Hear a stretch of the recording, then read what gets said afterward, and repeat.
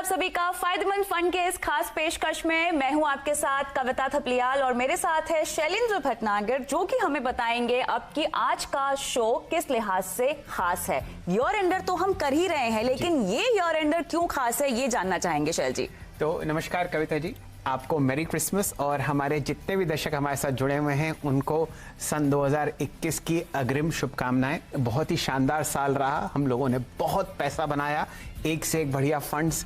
कविता जी, कई ऐसे फंड्स हैं जो निफ्टी से 2 गुना ज्यादा आपको इक्विटी में रिटर्न दे रहे हैं। बिल्कुल, लगभग 11-12% निफ्टी बढ़ा है इस साल। लगभग आप देखिए रिकॉर्ड हाइस पर हम लोग हैं बाजार में।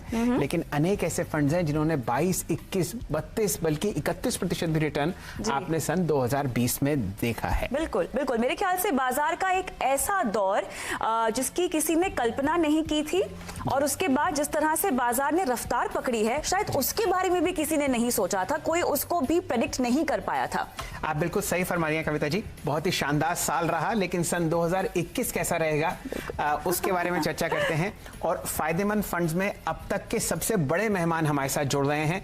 आप हैं श्री मनीष गुनवानी साहब, चीफ इन्वेस्टमेंट ऑफिसर हैं इक्विटी बिजनेस के निपन इंडिया म्यूचुअल फंड के। लगभग 3-3.5 दशक से बाजार को बहुत ही करीबी तौर से देख रहे हैं, बहुत ही जाने माने निवेशक हैं और बहुत बढ़िया तरीके से आपने पिछले 2 दशकों में एक से एक बेहतर फंड्स मैनेज किए हैं। मनीष जी, हम लोग बहुत खुशनसीब हैं कि आप हमारे साथ जुड़े और चर्चा करते हैं सन 2021 की। बेहतरीन रिटर्न्स हमने देखे हैं सन 2020 में। कविता जी और मैं डिस्कस कर रहे थे, कई आपके फंड्स हैं जहां पर आपने 25 से 31% रिटर्न देखा है। बताइए सन 2021 में जब हम घुस रहे हैं तो किस तरीके का आप बाजार देख रहे हैं अगले 12 महीने 18 महीनों में?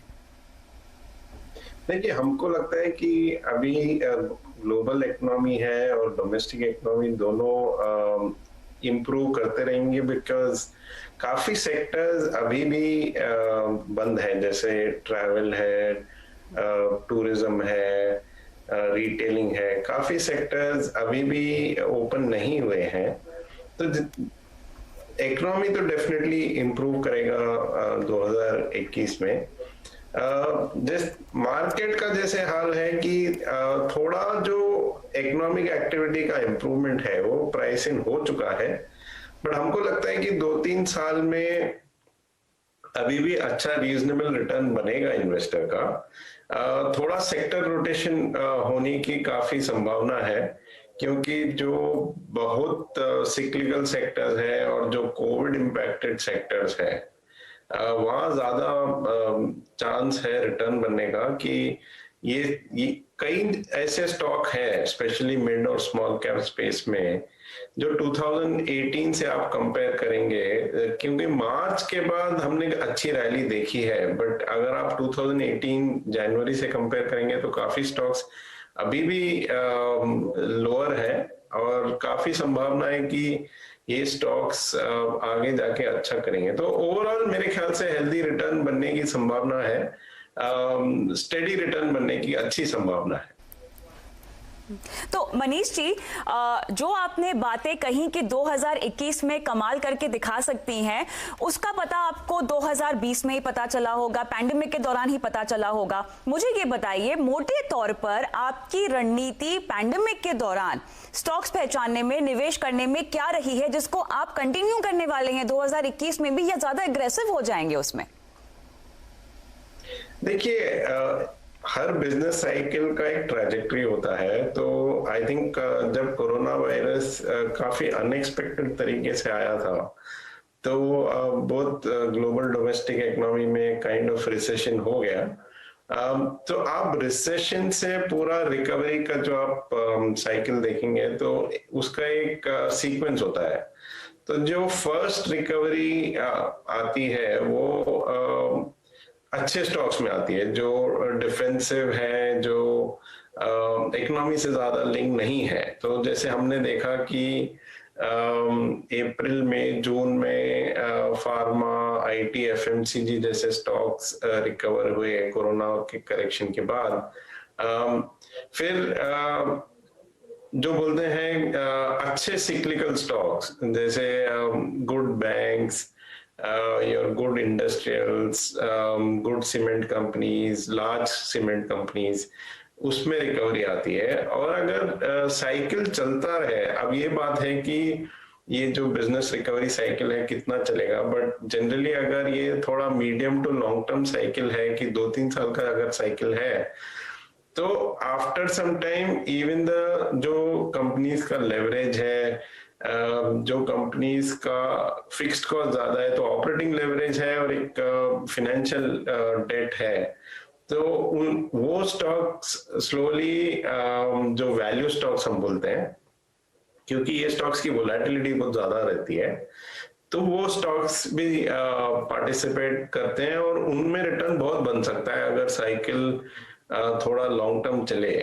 तो मेरे ख्याल से हम लोग ये सेकेंड और थर्ड फेज के बीच में है अभी। जैसे जो रिटेल बैंक्स हैं, जो लार्ज कैप सीमेंट है, वो भी काफी रिकवर कर चुका है, बट अब हम देख रहे हैं कि कमोडिटी प्राइसेस ऊपर जा रही हैं, इकोनॉमी ब्रॉड बेस हो रही है, मोर एंड मोर सेक्टर में तेजी आ रही है। तो अगले साल में जाते हुए ऐसा लग रहा है कि जो थर्ड फेज है, जहाँ ब्रॉडर इकोनॉमी में पार्टिसिपेशन है, जो स्मॉलर कंपनीज हैं, जो लेवरेज कंपनीज हैं, वो लोग भी ठीक कर सकती हैं। मेरे ख्याल से काफी संभावना है कि अब हम थर्ड फेज में जाएंगे। जी गुनवानी साहब, आपने जब चर्चा शुरू करी तो काफी जोर दिया मिड कैप और स्मॉल कैप्स में। आपने कहा कि सन 2018 के मुकाबले अभी भी अनेक ऐसे स्टॉक्स हैं जो आपको नीचे की सतह पर चलते हुए दिखेंगे, बशर्ते कि बाजार रिकॉर्ड हाई पर चल रहा है। बताइए, कोई पसंदीदा सेक्टर्स में आप इन नगीनों को चुनेंगे स्मॉल कैप्स और मिड कैप्स में? देखिए, एक तो ब्रॉडली ये सही है कि जो सिक्लिकल सेक्टर्स होती हैं, जैसे छोटी बैंक्स हो गई, एनबीएफसीज हो गई, सीमेंट हो गया, रियल एस्टेट हो गया, ये सब सेक्टर्स में काफी स्टॉक्स, जैसे मैंने कहा 2018 जैन पीक से काफी कम है स्टॉक्स अभी। तो अगर ये इकोनॉमिक रिकवरी बढ़ती रही और मोर ब्रॉड बेस्ड हो गई, ट्रैवल, टूरिज्म, रिटेलिंग सब वापस आ गया next year, vaccination roll out अगर सक्सेसफुल हो गया, तो ये जो सिक्लिकल सेक्टर्स है, मेरे ख्याल से वो सेक्टर अच्छा करेंगे नेक्स्ट ईयर। ऑलराइट, तो जो भी निवेशक मनीष जी मिड कैप और स्मॉल कैप फंड्स में अटके हुए हैं, देखिए अब तो हम रिकवरी देख रहे हैं, लेकिन जो रिकवरी हम देख रहे हैं क्या वो सस्टेन करेगी? इन तमाम निवेशकों को आप क्या कहेंगे, वो अपने mid cap small cap funds और एक्सपोजर को लेके क्या करें? देखिए, जनरली जब इकोनॉमिक रिकवरी होती है और ग्लोबली भी लिक्विडिटी काफी इजी है, तो हमने देखा है कि जब भी डॉलर वीक होता है तो इंडिया जैसे जो इमर्जिंग या डेवलपिंग कंट्रीज है, इनमें काफी फ्लो आता है, कैपिटल आता है। तो ये एनवायरनमेंट होता है जिसमें typically mid and small cap अच्छा करते हैं, और वो एनवायरनमेंट लास्ट 3-4 महीने में काफी इंटेंसली हमने देखा है। तो आपने देखा कि फॉरेन फ्लो काफी स्ट्रांग रहा है, फॉरेन एफडीआई भी स्ट्रांग रहा है, और इकोनॉमिक रिकवरी तेजी पकड़ रही है। तो ये एनवायरनमेंट चेंज होने की संभावना क्या है? खाली अगर, मेरे ख्याल से मेन रिस्क ये है कि अगर ये वैक्सीनेशन का रोल आउट में कुछ इश्यू आता है, that is the biggest risk. अगर वो नहीं हुआ तो काफी ऐसा लग रहा है कि जो इकोनॉमिक रिकवरी चल रही है वो काफी मोमेंटम से आगे बढ़ेगी। और अगर डॉलर भी वीक रहा, यूएस फेड ने काफी कमिटमेंट किया है लिक्विडिटी इजी रखने का, तो अगर कैपिटल फ्लो आता रहा तो ये तो काफी प्रोबेबिलिटी काफी हाई है कि mid small cap out perform करेंगे नेक्स्ट ईयर। जी गुनवानी साहब, आपने बहुत ही बढ़िया जवाब दिया, और आपके जवाब में मेरा अगला प्रश्न है, पिछले 2 महीने में लगभग 1 लाख करोड़ रुपए हमारे विदेशी मित्रों ने भारतीय बाजारों में निवेश किए हैं। क्या लगता है आपको कि ये जो दनादन पैसा आता हुआ जा रहा है, डॉलर्स की बरसात हो रही है, ये आगे आने वाले समय में आपको चलता हुआ दिखेगा? और इसकी वजह से कुछ तो ऐसे सेक्टर्स हैं जहां पर जबरदस्त ओवर वैल्यूएशन है बाजार में, बताइए उनके कुछ नाम। तो फर्स्ट ऑफ ऑल जो फॉरेन का फ्लो है, आप देखेंगे कि इससे डॉलर के मूवमेंट से काफी स्ट्रॉन्ग लिंकेज होता है इसका है। तो जिस समय डॉलर वीकन होता है तो फॉरेन का जो फ्लो आता है इंडिया में वो काफी स्ट्रॉन्ग हो जाता है। और डॉलर लास्ट 7-8 साल स्ट्रॉन्ग रहा है। तो अगेन होप ये है कि अप्रैल से जो डॉलर की वीकनिंग शुरू हुई है वो काफी समय तक चल सकती है। तो काफी ऑप्टिमिज्म है कि ये फ्लो चलता रहेगा। थोड़ा ऊपर नीचे होने की संभावना तो है ही, बट स्ट्रक्चरली 2021 में फॉरेन फ्लो स्ट्रांग होने का काफी अच्छा चांस है। सेक्टर्स वाइज देखिए, टोटल मार्केट एक्सपेंसिव है। और क्या हुआ है कि लास्ट 3-5 साल अगर इकोनॉमी वीक रही है तो जो डिफेंसिव सेक्टर्स हैं तो मोस्ट एक्सपेंसिव तो ये एफएमसीजी और थोड़ा फार्मा है, थोड़ा आईटी है। ये सेक्टर्स में हमको सिलेक्टिवली स्टॉक्स काफी एक्सपेंसिव लगते हैं। अच्छा, इसके अलावा क्योंकि हम पूरे साल हमने बहुत सारी थीम्स को, अनोखी थीम्स को इनफैक्ट मनीष जी काम करते हुए देखा है, डिजिटल, ऑनलाइन, ई कॉमर्स, इस बिजनेस पर आपका क्या व्यू है? नहीं, डेफिनेटली ये तो मेगा थीम है कि लोग शॉपिंग या कोलैबोरेशन के लिए सब ऑनलाइन कर रहे हैं। कोविड से ये एक्सेलरेट हो गया है। थोड़ा मेरे ख्याल से ओवरहाइप्ड है अभी। मेरे ख्याल से जो लोग बोलते हैं कि ऑफलाइन और जो फिजिकल रिटेलर्स हैं या ऑफिस स्पेस है, ये सब बंद ही हो जाएगा।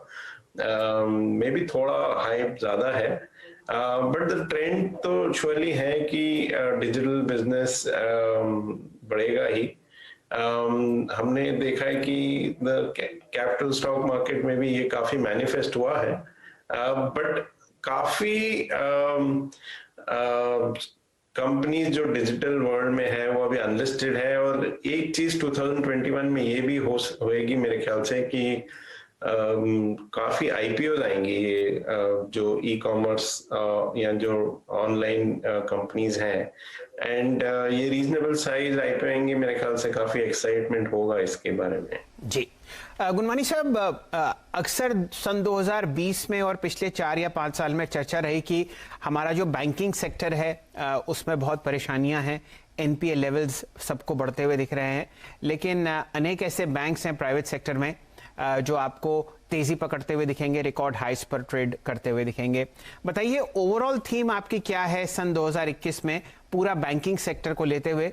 बहुत जबरदस्त कहा जाता है कि under valuation PSU banking basket में है, क्या आप उससे इत्तेफाक रखते हैं?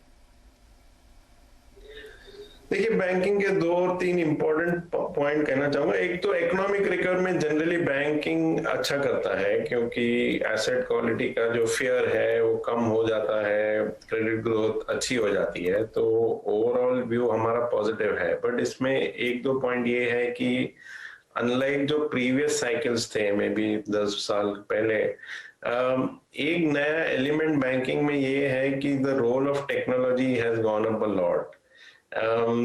तो जब टेक्नोलॉजी इतना इम्पोर्टेंट हो रहा है तो पीएसयू, जो छोटे पीएसयू बैंक्स हैं, अल्दो साइकिल की वजह से अच्छा कर सकते हैं, बट थोड़े चैलेंजेस उनके बहुत ज्यादा है टेक्नोलॉजी को लेकर।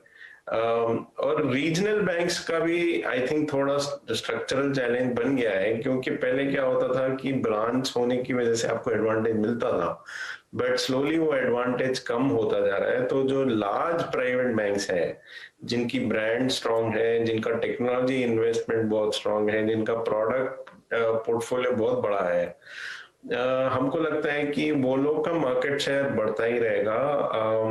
तो स्मॉल बैंक, जहाँ पीएसयू हो या प्राइवेट भी हो, हम लोग इतना पॉजिटिव नहीं है। गुनमानी साहब, बहुत बेहतरीन तरीके से आपने समझाया कि किस तरीके से फॉरेन इनफ्लोज जारी रह सकते